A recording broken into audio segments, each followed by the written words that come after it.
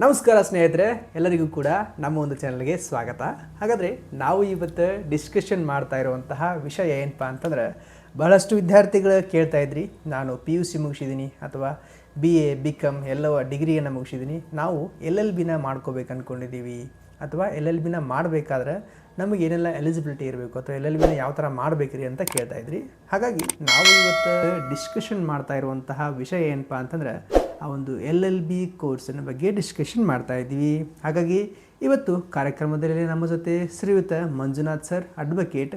ಅವರು ಕೂಡ ಈಗ ಅವರ ಎಜುಕೇಷನ್ ಏನಪ್ಪ ಅಂತಂದ್ರೆ MSc ಲೈಬ್ರರಿ ಇನ್ಫಾರ್ಮೇಷನ್ ಸೈನ್ಸನ್ನು ಕೂಡ ಮುಗಿಸಿದ್ದಾರೆ, ಅದರ ಜೊತೆಗೇ LLBನೂ ಕೂಡ ಮುಗಿಸಿದ್ದಾರೆ. ಹಾಗಾಗಿ ಅವರು ಅದರೊಳಗಡೆ ಕೂಡ ಇನ್ನು ಆಲ್ ಇಂಡಿಯನ್ ಬಾರ್ ಕೌನ್ಸಿಲ್ ಅನ್ನೋ ಒಂದು ಎಕ್ಸಾಮನ್ನು ಮುಗಿಸಿ ಅವರು ಅಡ್ವೊಕೇಟ್ ಆಗಿದ್ರು ಕೂಡ ಈಗ ಬೆಂಗಳೂರಿನ ಹೈಕೋರ್ಟ್ನಲ್ಲಿ ಪ್ರಾಕ್ಟೀಸನ್ನು ಮಾಡ್ತಾ ಇದ್ದಾರೆ.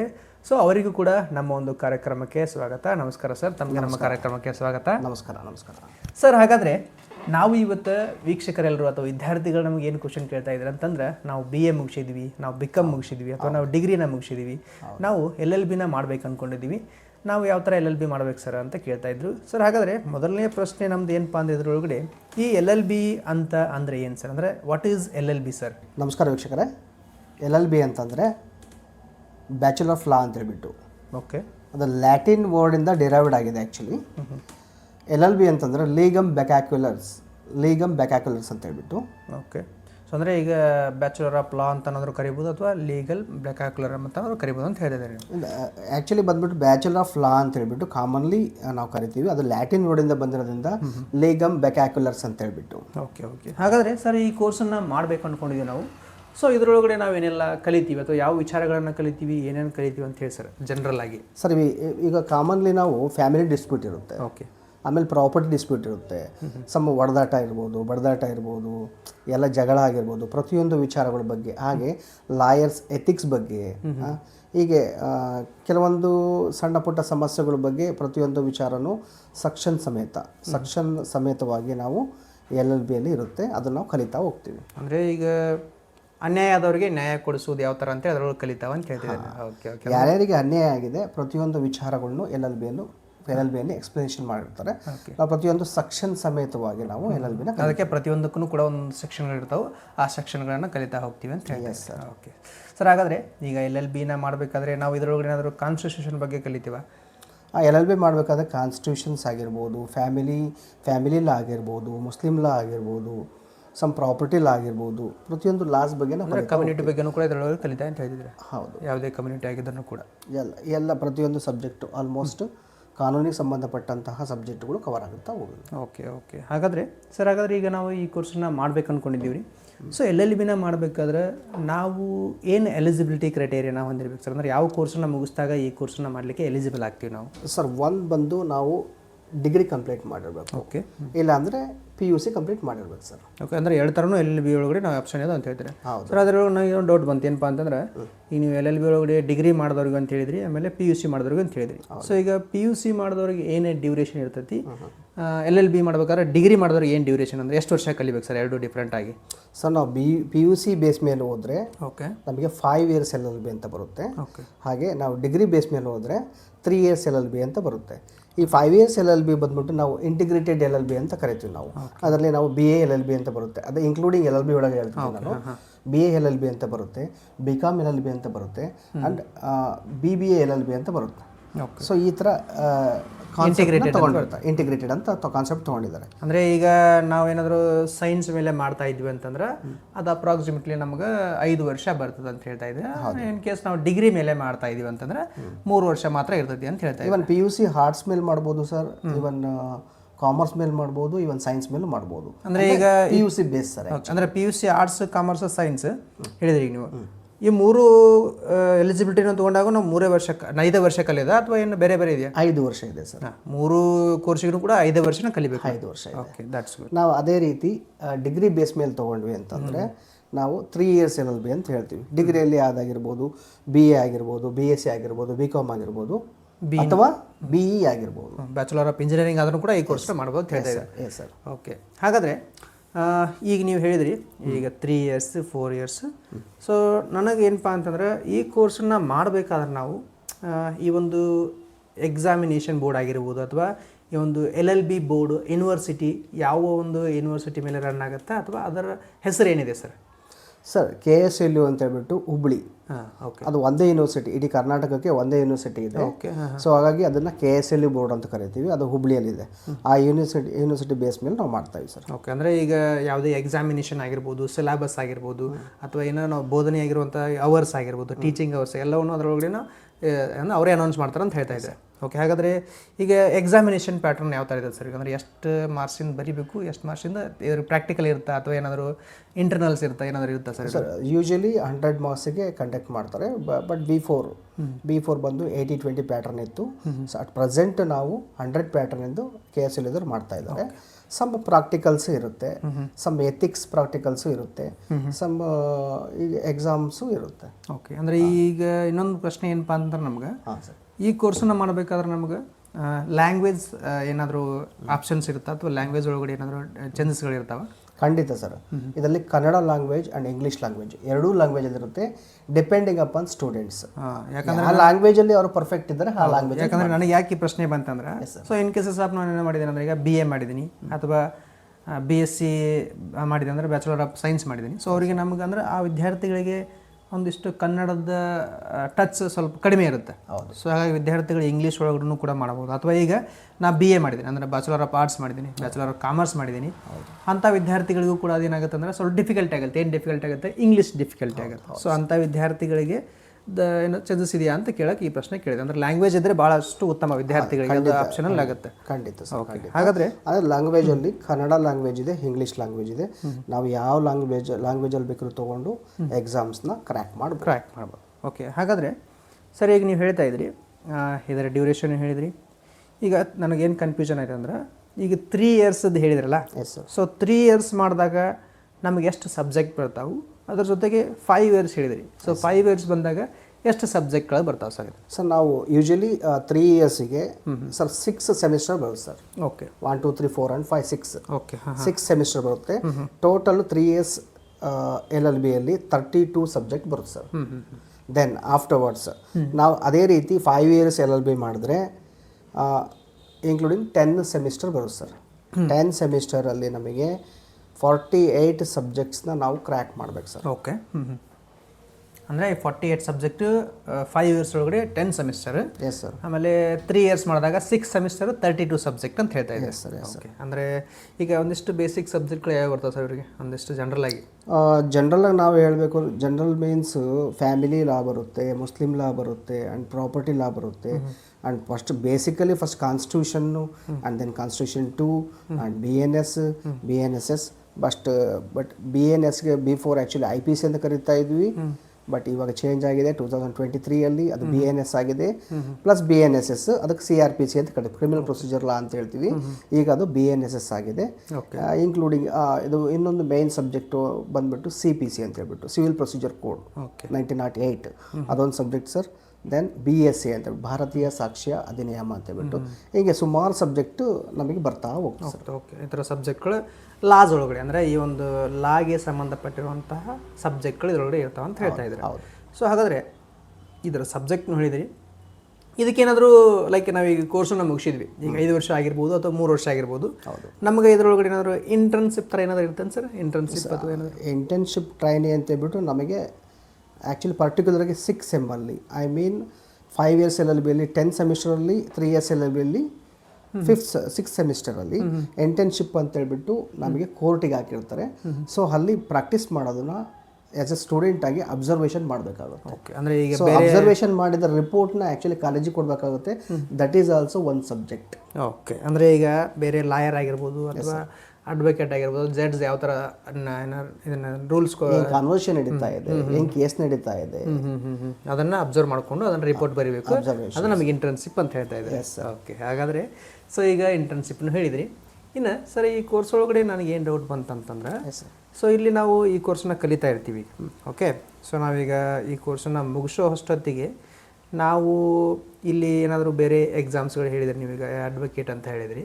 ಸೊ ಆ ಥರ ಎಕ್ಸಾಮನ್ನು ಬರೀಲಿಕ್ಕೆ ಅವಕಾಶಗಳು ಇರ್ತಾವೆ, ಅಥವಾ ಬೇರೆ ಏನಾದರೂ ಎಕ್ಸಾಮನ್ನು ನಾವು LLB ಬರೀಬೇಕಾದ್ರೆ ಎಕ್ಸ್ಟರ್ನಲ್ ಎಜುಕೇಷನ್ ತೊಗೋಬೋದಾ ಅಥವಾ ಎಕ್ಸ್ಟರ್ನಲ್ ಎಕ್ಸಾಮನ್ನು ಬರೀಬೋದಾ? Sir first of all LLB means ಅದು regular course sir, that is not correspondence course.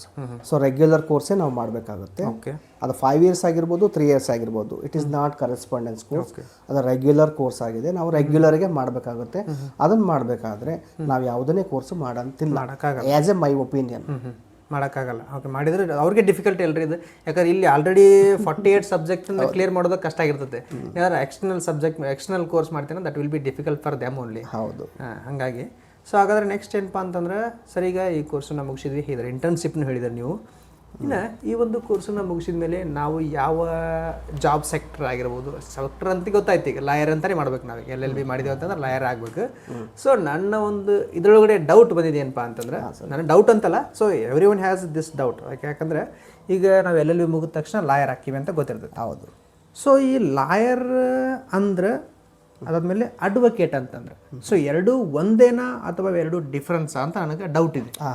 Sir ನಿಮ್ಮ ಒಂದು ಇದಕ್ಕೆ ಏನು ಕನ್ಕ್ಲೂಷನ್ ಏನು ಕೊಡ್ತೀರಿ ಸರ್ ನೀವು? ಸರ್, ನನ್ನ ವಿಚಾರ ಅನ್ನೋದಕ್ಕಿಂತ ಇರೋದೇ ಅದು ಕಾನೂನೇ ಇರೋದು. ಸಾಕಷ್ಟು ಜನ ತಪ್ಪು ತಿಳ್ಕೊಂಡಿದ್ದಾರೆ. LLB ಮುಗಿದ ತಕ್ಷಣ ಇವರು ಲಾಯರು, ಅಡ್ವೊಕೇಟು ಲಾಯರು ಡಿಫ್ರೆನ್ಸ್ ಅವ್ರಿಗೆ ಗೊತ್ತಾಗ್ತಾ ಇರಲ್ಲ. ಸೊ ಈ ಲಾಯರ್ ಅಂತಂದರೆ ಏನು, ಅಡ್ವೊಕೇಟ್ ಅಂತಂದರೆ AIBE ಅಂತೇಳ್ಬಿಟ್ಟು all India bar council exam. It is conducted central government, I thought Delhi. ಅವರು AIB ಕಂಡಕ್ಟ್ ಮಾಡ್ತಾರೆ. AIBಯಲ್ಲಿ ಪಾಸ್ ಆದಂತಹ ವ್ಯಕ್ತಿ ಮಾತ್ರ ಅಡ್ವೊಕೇಟ್ ಆಗ್ತಾನೆ. ಓನ್ಲಿ ಡಿಗ್ರಿ ಕಂಪ್ಲೀಟೆಡ್ ಮಾಡಿದಂತಹ ವ್ಯಕ್ತಿ ಲಾಯರ್ ಆಗ್ತಾನೆ. ಓಕೆ, ಈ ಥರ ಅಂದರೆ ಈಗ ಅಡ್ವೊಕೇಟ್ ಆಗಬೇಕಾದ್ರೆ ನಾವು ಮತ್ತೊಂದು ಎಕ್ಸಾಮಲ್ಲಿ ಬರೀಬೇಕು. Yes sir, after degree completion. If in case ಏನಾದರೂ ಅವರು ಸಮ್ ಕಂಡೀಷನ್ ಆದಾದ್ಮೇಲೆ 5th ಸೆಮ್ಮಿಗೆ ಎಕ್ಸಾಮಿಗೆ ಕೊಡ್ತಾರೆ. ಓಕೆ ಓಕೆ 5th ಸೆಮ್ಮಿಗೆ ಎಕ್ಸಾಮಿಗೆ ಕೊಟ್ಟಾಗ ಯಾವ ಎಕ್ಸಾಮು, AIB ಎಕ್ಸಾಮ್ ಅಂತ ಹೇಳ್ಬಿಟ್ಟು ಕೊಡ್ತಾರೆ. ಆ ಎಕ್ಸಾಮು 5th ಸೆಮ್ಮಲ್ಲೂ ಬರೀಬೋದು. So after LLB completion AIB exam ಅಂತ ಬರುತ್ತೆ. AIB ಎಕ್ಸಾಮ್ ಬರೆದ್ರೆ ಮಾತ್ರ ಅಡ್ವೊಕೇಟ್ ಆಗ್ತಾರೆ. ಅದರಲ್ಲಿ ಪಾಸಿಂಗ್ ಮಾರ್ಕ್ಸ್ ಅವೆಲ್ಲ ಇರುತ್ತೆ. ಆ ಕಂಡೀಷನ್ ಆಧಾರದ ಮೇಲೆ ಪಾಸ್ ಆದರೆ ಅಡ್ವೊಕೇಟ್ ಆಗ್ತಾರೆ. ಇವನ್ LLB ಕಂಪ್ಲೀಟ್ ಮಾಡಿದ್ರೆ ಅವರು ಲಾಯರ್ ಆಗ್ತಾರೆ. ಸೊ ಅಡ್ವೊಕೇಟ್ ಅನ್ನೋರು ಕೇಸ್ನ ತಗೊಂಡು ಕೋರ್ಟಲ್ಲಿ ವಾದ ಮಾಡ್ಬೋದು. ಓಕೆ, ಅಡ್ವೊಕೇಟ್ ಮಾತ್ರ, ಅವ್ರು ಮಾತ್ರ ಕೇಸ್ ತಗೊಳಕ್ಕೆ ಸಾಧ್ಯ. ಇನ್ನೊಂದ್ಸಲಿ ಕ್ಲಾರಿಫಿಕೇಶನ್ ಕೊಡ್ತಾ ಇದ್ದೀನಿ. ಅಡ್ವೊಕೇಟ್ಸ್ ಮಾತ್ರ ಕೇಸ್ ತಗೊಳಕ್ಕೆ ಸಾಧ್ಯ ಇದೆ, ಕೋರ್ಟಲ್ಲಿ ಹೋಗಿ ರಿಜಿಸ್ಟ್ರೇಷನ್ ಮಾಡಿಸೋಕೆ ಸಾಧ್ಯ ಇದೆ. ಲಾಯರ್ಸ್ ಸಾಧ್ಯ ಇಲ್ಲ. ಓಕೆ, ಅಡ್ವೊಕೇಟ್ ಕೆಳಗಡೆ ಲಾಯರ್ಸ್ ಇರ್ತಾರೆ. ಈಗ ಲಾಯರ್ ಏನು ಕೆಲಸ ಮಾಡಿಸ್ತಾರೆ ಅಂದರೆ, ಈಗ ಅವ್ರಿಗೆ ಅಸಿಸ್ಟೆಂಟಾಗಿ ಕೆಲಸ ಮಾಡೋದೇನು ಅಥವಾ ಅಡ್ವೊಕೇಟ್ ಅಡ್ವೈಸ್ ಮೇಲೆ ಕೆಲಸ ಮಾಡ್ಕೊಂಡು ಹೋಗ್ತಾರೆ. ಓಕೆ ಓಕೆ, ಲಾಯರ್ಗಳು. ಸೊ ಅವರು ಕೇಸ್ ತಗೊಂಡ್ಬರ್ಬೋದು, but as per the rules advocate ಹೋಗ್ಬಿಟ್ಟು ಕೇಸ್ನ ರಿಜಿಸ್ಟರ್ ಮಾಡಬೇಕು. ಇಡೀ ಇಂಡಿಯಾದಲ್ಲಿ ಯಾವುದೇ ಮೂಲೆಯಲ್ಲಿ, ಯಾವುದೇ ತಾಲೂಕಾ, ಜಿಲ್ಲಾ ಆ್ಯಂಡ್ ಯಾವುದೇ ಹೈಕೋರ್ಟ್ ಆಗಿರ್ಬೋದು, ಕೇಸ್ ರಿಜಿಸ್ಟರ್ ಮಾಡೋರು ಅಡ್ವೊಕೇಟ್ಸ್ ಆಗಿರ್ತಾರೆ. ಓಕೆ, ಅಂದರೆ ಅಡ್ವೊಕೇಟಿಗೆ ಅವ್ರಿಗಿನ ಸ್ವಲ್ಪ ಜಾಸ್ತಿ ವ್ಯಾಲ್ಯೂ ಇದೆ ಅಂತ ಹೇಳಿದ್ರೆ, ಲಾಯರ್ಗಿನ ಜಾಸ್ತಿ ವ್ಯಾಲ್ಯೂ ಇದೆ ಅಂತ ಹೇಳ್ತಾ ಇದ್ದಾರೆ. ಅಡ್ವೊಕೇಟ್ ಮಾಡ್ಕೋಬೇಕು. ಈ ಲಾಯರ್ ಮಾಡಿದ್ರೆ ಅಷ್ಟೇ ಆಗಲ್ಲ, ಮುಂದೆ ಅಡ್ವೊಕೇಟ್ ಎಕ್ಸಾಮ್ ಬರೆದು ಅಡ್ವೊಕೇಟ್ನು ಕೂಡ ಮಾಡ್ಕೊಂಡ್ರೆ ಅವ್ರಿಗೆ ಹೆಲ್ಪ್ ಆಗುತ್ತೆ ಅಂತ ಹೇಳ್ತಾ ಇದ್ದಾರೆ. ಹೌದು, ಖಂಡಿತ ಸರ್. ಹಂಗಂದ್ರೆ ಈಗ ಇನ್ನೊಂದು ಡೌಟ್ ಬಂದ ನನಗೆ, ಏನಪ್ಪ ಅಂತಂದ್ರೆ, ಸೊ ಈಗ ನಾನು ಕೇಳಿರೋ ಪ್ರಕಾರ ಏನಪ್ಪ ಅಂದರೆ LLB ಒಳಗಡೆ ಬ್ರಾಂಚಸ್ಗಳೇನಾದರೂ ಬರ್ತಾವೆ ಏನು ಸರ್? ಅಂದರೆ ಯಾಕಂದರೆ ಈಗ ಒಂದೊಂದು ಥರ ಏನಪ್ಪ ಅಂದರೆ, ಈಗ ಫ್ಯಾಮಿಲಿ ಲಾಯರ್ ಅಂತ ಬರ್ತಾರೆ, ಕ್ರಿಮಿನಲ್ ಲಾಯರ್ ಅಂತ ಬರ್ತಾರೆ, ಆದಮೇಲೆ ಈ ಥರ ಏನು ಪ್ರೊಫೆಷ್ನಲ್ ಈಗ ಒಂದಿಷ್ಟು ಲಾಯರ್ಸ್ ಬ್ರಾಂಚಸ್ಗಳು ಬರ್ತಾವ ಅಥವಾ ಏನಿದೆ ಸರ್ ಇದರೊಳಗಡೆ? ಅಂದರೆ depending upon as A LLB ಮುಗಿದಾದ್ಮೇಲೆ ಒಬ್ಬ ಲಾಯರ್, ಒಬ್ಬ ಅಡ್ವೊಕೇಟ್ ಯಾವುದ್ರ ಮೇಲೆ ಅವರು ಸ್ಟಡಿ ಮಾಡಿರ್ತಾರೆ, ಮೀನ್ಸ್ ಯಾವುದ್ರ ಮೇಲೆ ಅವ್ರು ಕೆಲಸ ಮಾಡ್ತಾ ಇರ್ತಾರೆ. ಫಾರ್ ಎಕ್ಸಾಂಪಲ್ ಸಿವಿಲ್ ಡಿಸ್ಪ್ಯೂಟ್ ಆಗಿರ್ಬೋದು, ಕ್ರಿಮಿನಲ್ ಡಿಸ್ಪ್ಯೂಟ್ ಆಗಿರ್ಬೋದು, ಫ್ಯಾಮಿಲಿ ಡಿಸ್ಪ್ಯೂಟ್ ಆಗಿರ್ಬೋದು. ಈ ಥರ ಡಿಸ್ಪ್ಯೂಟ್ ಮೇಲೆ ಸಂಬಂಧಪಟ್ಟಿದ್ದಷ್ಟೇ. ಈ ರೀತಿ ಸಂಬಂಧಪಟ್ಟ ಇವರು ಕ್ರಿಮಿನಲ್ ಲಾಯರ ಅಥವಾ ಸಿವಿಲ್ ಲಾಯರ ಅಥವಾ ಫ್ಯಾಮಿಲಿ ಲಾಯರ್ ಅಂತ difference, there is no difference. ಅವ್ರು ಯಾವುದ್ರ ಮೇಲೆ, ಯಾವ ಫೀಲ್ಡ್ ಮೇಲೆ ಪ್ರಾಕ್ಟೀಸ್ ಮಾಡ್ಕೊಂಡು ಹೋಗಿರ್ತಾರೋ ಆ ಫೀಲ್ಡ್ ಮೇಲೆ ಪ್ರಾಕ್ಟೀಸ್ ಮಾಡ್ತಾರೆ. ಅಂದರೆ ಯಾವುದೇ ಅಂತ ಬ್ರಾಂಚ್ ಇಲ್ಲ, ಆಪ್ಷನ್ ಇಲ್ಲ.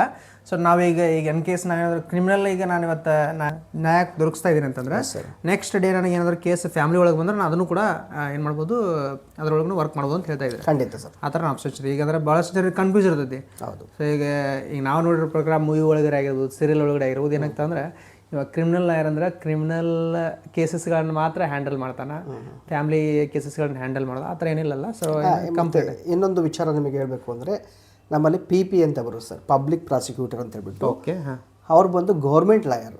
ಫಾರ್ ಎಕ್ಸಾಂಪಲ್ ಇವಾಗ ಒಂದು ಕೊಲೆ ಆಗಿಬಿಟ್ಟಿದೆ, ಆ ಕೊಲೆ ಹೋಗ್ಬಿಟ್ಟು ಡೈರೆಕ್ಟ್ ಯಾರು ತೊಗೊತಾರೆ ಕೇಸು? ಗೌರ್ಮೆಂಟೇ ಕೇಸ್ ನಡೆಸುತ್ತೆ ಸರ್.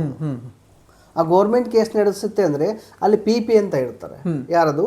ಪಬ್ಲಿಕ್ ಪ್ರಾಸಿಕ್ಯೂಟರ್ ಅಂತ ಹೇಳ್ಬಿಟ್ಟು. Public prosecutor opposite private lawyers ಅಂದರೆ ಪ್ರೈವೇಟ್ ಅಡ್ವೊಕೇಟ್ ವಾದ ಮಾಡೋಕ್ಕೆ ಹೋಗ್ತಾರೆ ಇನ್ ಕೇಸ್ ಬೇಲ್ ಕೊಡಿಸ್ಬೇಕು ಅಥವಾ ಅವ್ರಿಗೆ ಏನೇ ನ್ಯಾಯ ಕೊಡಿಸ್ಬೇಕು ಅಂತಂದ್ರೆ ಅವಾಗ ಪ್ರೈವೇಟ್ ಅಡ್ವೊಕೇಟ್ ಹೋಗ್ತಾರೆ. Yes sir, private advocate versus and public prosecutor, okay, ಅವರಿಬ್ಬರ ಮಧ್ಯೆ ಒಂದು ರೈಟ್. ಅಂದ್ರೆ ಈಗ ಏನೋ ಕೇಸಸ್ ತೊಗೊಂಡಾಗ ಗೌರ್ಮೆಂಟ್ ಲಾಯರ್ ತೊಗೊಂಡಾಗ ಗೌರ್ಮೆಂಟ್ದವ್ರು ಅಂದರೆ ಅಡ್ವೊಕೇಟ್ ಕೇಸನ್ನು ರನ್ ಮಾಡ್ತಾರೆ. ಅದರ ಅಪೋಸಿಟ್ ಆಗಿ ನಾವು ಪ್ರೈವೇಟ್ ಲಾಯರ್ನು ಕೂಡ ಅವ್ರಿಗೆ ಅಗೇನೆಸ್ಟ್ ಆಗಿ ಏನೋ ಎಸ್ ಸರ್ ಲಾಯರ್ಕಿ ಮಾಡ್ಬೋದು ಅಂತ ಹೇಳ್ತಾ ಇದ್ದಾರೆ. ಖಂಡಿತ ಸರ್. ಸೊ ಅದಾದ್ಮೇಲೆ ಈಗ ನೀವು ಹೇಳಿದ್ರಿ ಈಗ ಗೌರ್ಮೆಂಟ್ ಅಥವಾ ಪ್ರೈವೇಟ್ ಅಂತ ಹೇಳಾಗ್ತಿದ್ರಲ್ಲ, ಈಗ ನಂಗೆ ಅದ ಒಂದು ಡೌಟ್ ಬಂತು. ಸೊ ಈಗ ನಾವು ಗೌರ್ಮೆಂಟ್ ಲಾಯರ್ ಆಗಬೇಕಾದ್ರೆ ಅದಕ್ಕೇನಾದರೂ ಎಕ್ಸಾಮ್ ಇರ್ತಾವೆ ಅಥವಾ ಏನೋ ಡೈರೆಕ್ಟಾಗಿ ಸೆಲೆಕ್ಟ್ ಆಗ್ತಾರೆ? Yes, as per my opinion 6 years, 6 to 7 years experience ಕೋರ್ಟಲ್ಲಾದಂಥ ವ್ಯಕ್ತಿಗೆ ಅಂದರೆ ಪ್ರಾಕ್ಟೀಸ್ ಮಾಡಿದ ವ್ಯಕ್ತಿಗೆ public prosecutor exams government conduct ಮಾಡುತ್ತೆ. ಆ ಗೌರ್ಮೆಂಟ್ ಎಕ್ಸಾಮ್ಸ್ ಪಾಸ್ ಆದ ವ್ಯಕ್ತಿ PP ಆಗ್ತಾರೆ, ಐ ಮೀನ್ ಪಬ್ಲಿಕ್ ಪ್ರಾಸಿಕ್ಯೂಟರ್ ಆಗ್ತಾರೆ. ಓಕೆ, ಅಂದರೆ ಈಗ ನಾವು LLBನ ಮುಗಿಸಿ 6 ವರ್ಷ ಎಕ್ಸ್ಪೀರಿಯನ್ಸ್ ಆಗ್ಬೇಕು ನಮಗೆ? Yes sir. ಅಥವಾ ಅಡ್ವೊಕೇಟ್ನ ಮುಗಿಸಿ 6 ವರ್ಷ ಎಕ್ಸ್ಪೀರಿಯನ್ಸ್ ಆಗ್ಬೇಕು? ಅಡ್ವೊಕೇಟ್, ಲಾಯರ್ ಎರಡಾದರೂ ಮಾಡೋದು. ಅಂದರೆ ನಮ್ಮಲ್ಲಿ ರಿಜಿಸ್ಟ್ರೇಷನ್ ಅಂತ ಆಗುತ್ತೆ. ಆಫ್ಟರ್ ರಿಜಿಸ್ಟ್ರೇಷನ್ ಅದು 6 years ಆಗಬೇಕು, ಪ್ರಾಕ್ಟೀಸ್ ಮಾಡಬೇಕು, ಅನುಭವ ಇರಬೇಕು ಫಸ್ಟ್ ಆಫ್ ಆಲ್. ಯಾರನ್ನೋ ಕರ್ಕೊಂಡು ಹೋಗ್ಬಿಟ್ಟು ಇವಾಗ ನಾವು ಗೌರ್ಮೆಂಟ್ ಲಾಯರ್ ಅಂತ ಕೂರ್ಸೋಕ್ಕಾಗೋದಿಲ್ಲ. ಹಾಗಾಗಿ ಅದಕ್ಕೋಸ್ಕರ ಒಂದು ಎಕ್ಸಾಮ್ಸ್ ಇರುತ್ತೆ, ಅವ್ರಿಗೆ ಆದಂಥ ಒಂದು ಎಕ್ಸ್ಪೀರಿಯನ್ಸ್ ಬೇಕು, ಅವ್ರಿಗೆ ಅಂತ ಒಂದು ಅನುಭವ ಆದಾಗ ಮಾತ್ರ ಅವರು ಆ ಒಂದು ಪೊಸಿಷನ್ನ ಫುಲ್ಫಿಲ್ ಮಾಡಿ ಸಾಧ್ಯ. ನಿಜ ಸರ್. ಸೊ ಹಾಗಾದರೆ ಈಗ ಇದರೊಳಗಡೆ ಬರುವಂಥ ಜಾಬ್ಸ್ ಅಂತ ಹೇಳಿದ್ರಿ. ಈಗ ಲಾಯರ್ ಆಗಿರೋ ವರ್ಕ್ ಮಾಡ್ಬೋದು, ಅಡ್ವೊಕೇಟ್ ಆಗಿರೋ ವರ್ಕ್ ಮಾಡ್ಬೋದು. ಇನ್ ಕೇಸ್ ನಾವೇನಾದರೂ ಗೌರ್ಮೆಂಟ್ ಆಗಬೇಕಂತಂದ್ರೆ yes sir, we have to have experience in 6 years. After that we have to attend the entrance exam. Sir, ಇಲ್ಲಿ jobs first of all company legal adviser ಅಂತ ಹೇಳ್ಬಿಟ್ಟು, and then banking legal adviser ಅಂತ ಹೇಳ್ಬಿಟ್ಟು, commonly advocate sir. Advocate then ಮತ್ತೆ ನಮ್ಮಲ್ಲಿ human rights and women rights ಅಂತ ಬರುತ್ತೆ sir. ಆ ಒಂದು ಪರ್ಟಿಕ್ಯುಲರ್ ಫೀಲ್ಡ್ಸ್ ಮೇಲೆ ಸಾಕಷ್ಟು ಜಾಬ್ಸ್ ಆಗುತ್ತೆ. ಮತ್ತು ಸಮ್ ಟ್ರಿಬ್ಯುನಲ್ಸ್ ಅಂತ ಇರುತ್ತೆ ಸರ್, ಆ್ಯಕ್ಚುಲಿ ಲಾ ಟ್ರಿಬ್ಯುನಲ್ಸ್ ಅಂತ ಇರುತ್ತೆ. ಆ ಲಾ ಟ್ರಿಬ್ಯುನಲ್ಸಲ್ಲಿ ನಾವು ಜಾಬ್ಸ್ನ ತೊಗೊಬೋದು. ಓಕೆ, ಆ ಥರ ಇರ್ತಾವೆ ಅಂತ ಹೇಳಿದ್ದಾರೆ.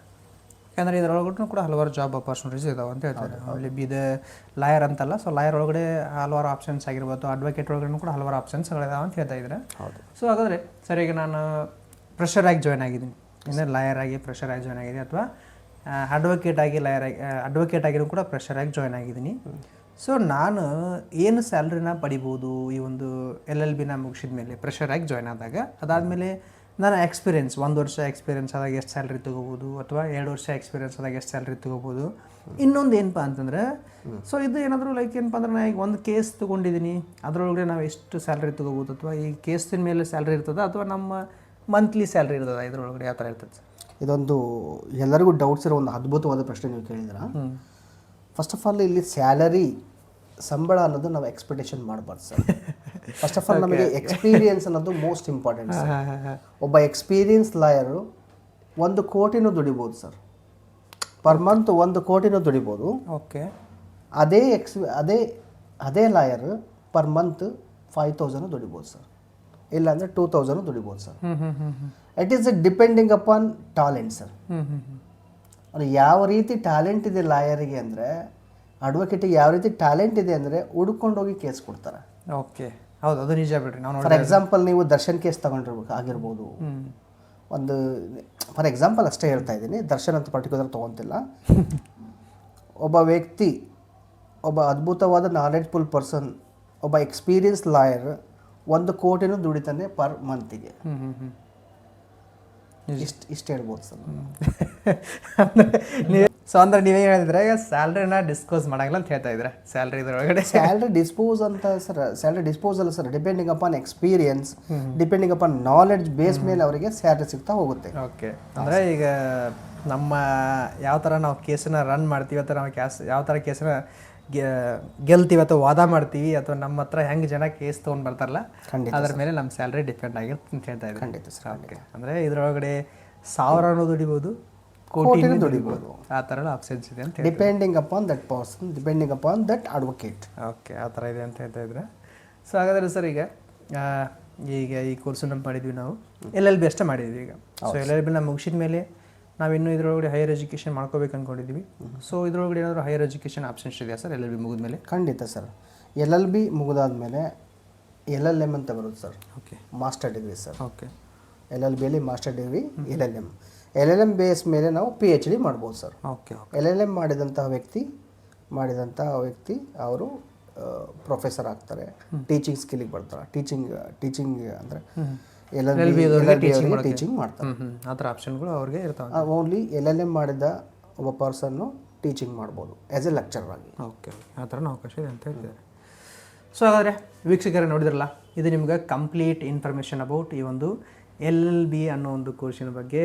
ಸೊ ಯಾರೆಲ್ಲ ವಿದ್ಯಾರ್ಥಿಗಳು LLBನ ಮಾಡ್ಕೋಬೇಕು ಅಂದ್ಕೊಂಡಿದ್ದೀರಿ, ಸೊ ಈ ವಿಡಿಯೋನ ಕಂಪ್ಲೀಟಾಗಿ ನೋಡಿ. ಅದೇ ರೀತಿ ಯಾರೆಲ್ಲ ವಿದ್ಯಾರ್ಥಿಗಳು ಈಗ ಈ ಒಂದು ವಿಡಿಯೋ ನೋಡ್ತಾ ಇದ್ದಾರಲ್ಲ, ಸೊ ಯಾರೆಲ್ಲ ವಿದ್ಯಾರ್ಥಿಗಳು ನೋಡ್ಬೇಕು ಅಂದ್ಕೊಂಡಿದ್ದಾರೆ ಅಥವಾ ಮಾಡ್ಬೇಕು ಅಂದ್ಕೊಂಡಿದ್ದಾರಲ್ಲ, ನಿಮ್ಮ ಸ್ನೇಹಿತರಾಗಿರ್ಬೋದು ಅಥವಾ ನಿಮ್ಮ ಫ್ಯಾಮಿಲಿ ಒಳಗಡೆ ಯಾರಾದರೂ LLB ಮಾಡ್ಕೊಂಡಿದ್ದಾರಲ್ಲ, ಅವರಿಗೂ ಕೂಡ ಈ ಒಂದು ವಿಡಿಯೋನ ಶೇರ್ ಮಾಡಿ, ಅವರಿಗೂ ಕೂಡ ಇದು ಹೆಲ್ಪ್ ಆಗುತ್ತೆ. ಸರ್ ತಾವು ಕೂಡ ನಮ್ಮ ಒಂದು ಕಾರ್ಯಕ್ರಮಕ್ಕೆ ಬಂದು ಈ ಒಂದು LLB ಬಗ್ಗೆ ಸಂಪೂರ್ಣವಾಗಿ ಮಾಹಿತಿಯನ್ನು ಕೊಟ್ಟರಿ. ತಮಗೂ ಕೂಡ ಧನ್ಯವಾದಗಳು. ನಮಸ್ಕಾರ. So thank you for watching this video. So please do subscribe our channels. ನಿಮ್ಗೆ ಏನಾದರೂ ಡೌಟ್ಸ್ ಇದ್ದರೆ ಕೆಳಗಡೆ ಕಮೆಂಟ್ ಮಾಡಿ, ಸೊ ನಿಮಗೆ ಉತ್ತರ ಕೊಡುವಂಥ ಪ್ರಯತ್ನ ಮಾಡ್ತಾ ಇರ್ತೀವಿ. So thank you for watching this video. Thank you. ನಮಸ್ಕಾರ.